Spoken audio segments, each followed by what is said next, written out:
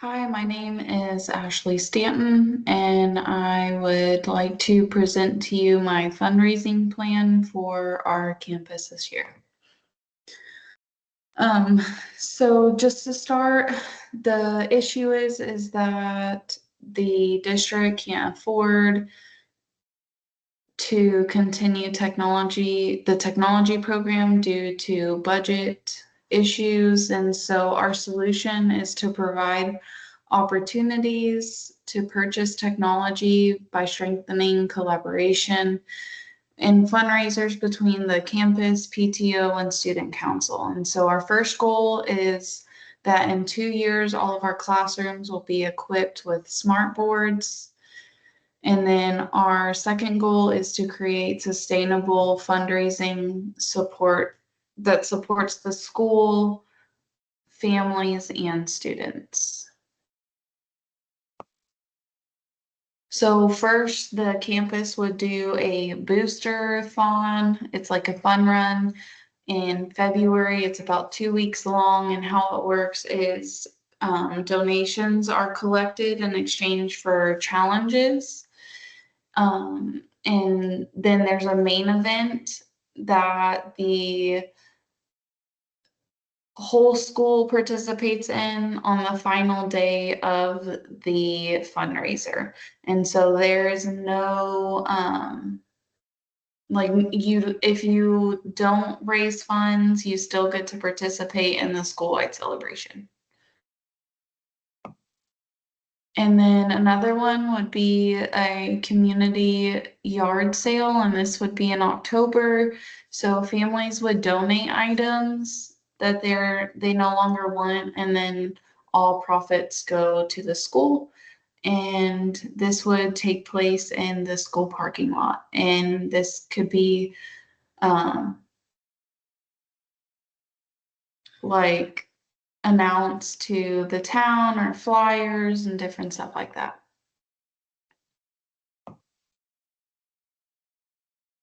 And then we would do a auction or a raffle in April. And so it would be really cool to get students to display um, what they're doing with like artwork or different projects that they do. And then people that could be like auctioned off. And then there can be a raffle for donated items from local businesses. And so that kind of gets everybody, it invites community members to see what students are doing and what students are capable of. And then also invites families or businesses to support our campus and students. And then a spring carnival in March. And so this would be like a very big event. And it would have blow up slides, moonwalks, a petting zoo, face painting, food trucks, and just all kinds of stuff. Yard games, some like. And so there would be an entry fee, and then anyone's welcome as long as they can get raptored in or background check. And then this would be like at the playground area of the school. And then PTO fundraisers would be like short little fundraisers. So like the Penny Wars, that could be in October, and it's just a grade level coin competition. And so pennies are worth a point.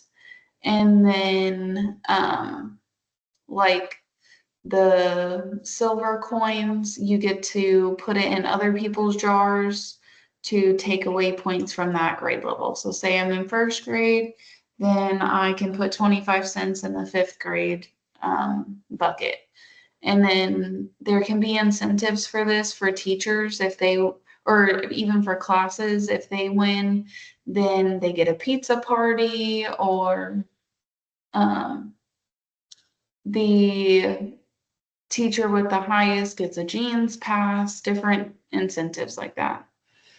And then the holiday shop, would be in December, and that just has a lot of low cost items for students to shop and family get the family gifts for. So if they have a little sister or mom or grandma or, whoever they live with or whoever they want to, if they have $5, a ring might be 50 cents and just different stuff like that. It also teaches good budgeting and math, and there's a lot of good things that go along with that, and also being selfless. So, and then Kona Ice Days, this is just where the Kona um, snow cone truck comes, and then they have, like at lunch, they have snow cones. So they have a small, a medium, and a large, and then the large is a Kona Ice cup, and so it's $7, and then um, they have like free refills or refills for $3, and so that's kind of, it's just whatever they raise, and the school gets a certain percentage. And then same thing for skate spirit night, and we could also do a bowling spirit night. And this would be in April, and just a percentage of those sales go to the school. And incentive could be like if they go then and they sign in and stuff, then they get a free homework pass or a dress up day, etc. And then restaurant spirit night. So this can be at McDonald's, Chick-fil-A, pretty much anywhere. And this would be quarterly, and a certain percentage goes to the school. And an incentive could be to have, one teacher from each grade level there, and the students get to see which of their favorite teacher is at which one. And so that's a pretty fun one. Again, this is another thing that they don't really have to pay for. Like they can go and not pay, but just kind of showing up is good support. I know it's all about fundraising, but and then the end of year dance, which would happen in May. And so they get to dance and celebrate the end of the year, and they'll have a photo booth and then a DJ, which the DJ can be the music teacher. It doesn't have to be like a paid DJ. She could volunteer her time, or a teacher who's, super skilled or has that as a hobby. And then a snack bar, and then just, a $5 admission. And so student council fundraisers they could do Smentals in August, kind of like kick off the school year, and sell the pencils for $1. And then reindeer nose day. And so that would obviously be in December. And so students would pay $1 to get their nose painted before school or at lunch. And they would just be a little red dot on their nose. And then Valentine's flower, that would be in February. Students would pay $2 to send a flower to their Valentine. And then their big event would be in April as a movie night. So like admission would be $5, $1 popcorn, $1 drink, $1 hot dogs, and that would be at the cafeteria. Important considerations would be to make sure that materials are translated into the home language of the families that we serve. And then promotion and communication would be to make sure that we're sending updates in weekly newsletters. We communicate the events in a yearly calendar so that families know what's coming up, and then promoting it on social media and the morning announcements. Another thing we'll get into on the next one. So tracking and accountability, will be providing updates in the promotion and communication. And so progress will be shared with families via those, social media, email.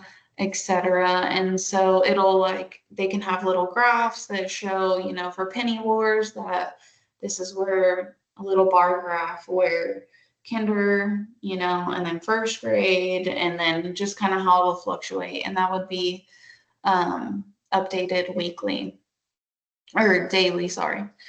Um, so yeah. And then donate what you can. So like at least half of the events would be at a no cost to participate. And so I think that's really important because they might not be able to, like some of those are quarterly, like the spirit nights. And so it would be important to have, where they can still come and they're still invited and all that fun stuff. And then they might not have money to pay them, but then, at the next one, then they do. But making sure that we're engaging our families. And then two, I think it's very important that, throughout the year that there are surveys sent out to ensure that we are engaging our families and our students and that these fundraisers are meeting them where they're at.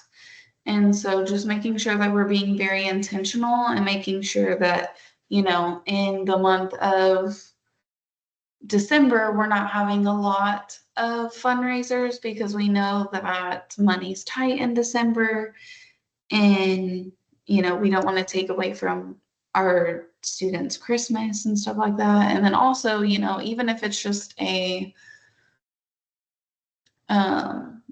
September where there's not a lot going on, just making sure that it's not like back to back to back because we don't want our families to feel the effects of these fundraisers.